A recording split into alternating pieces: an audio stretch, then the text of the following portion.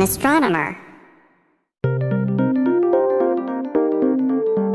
What's between the stars? You've probably heard that outer space is a vacuum, but what exactly do we mean by that? To give you an idea, let's pretend that this entire auditorium is 1 cubic centimeter. That's about the size of a key on a traditional computer keyboard.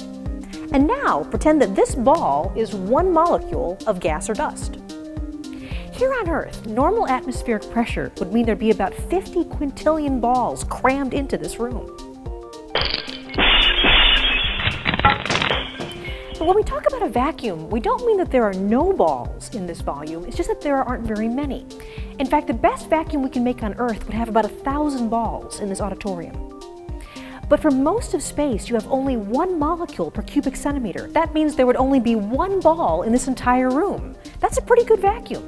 But remember, space is big. There's 100 centimeters in 1 meter and 1,000 meters in 1 kilometer. And 1 light year is about 10 trillion kilometers. And the nearest star to us is about 4 light years away. And most stars are even farther away than that. The star Betelgeuse, for example, is about 640 light years away.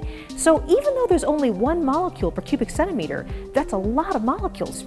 We call this stuff between the stars the interstellar medium. It's mainly made up of hydrogen, plus a little bit of other gases and some dust thrown in as well.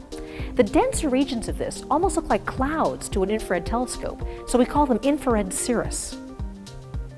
And even though this stuff is mind-bogglingly thin, if you look through light years of it, it eventually blocks out all visible light coming through. But infrared light gets through a little bit more easily. Understanding the interstellar medium is one of the areas where infrared telescopes really shine, so to speak. It's one of the main advantages of using the Spitzer Space Telescope. For Ask an Astronomer, I'm Dr. Michelle Thaller of the Spitzer Science Center at the California Institute of Technology.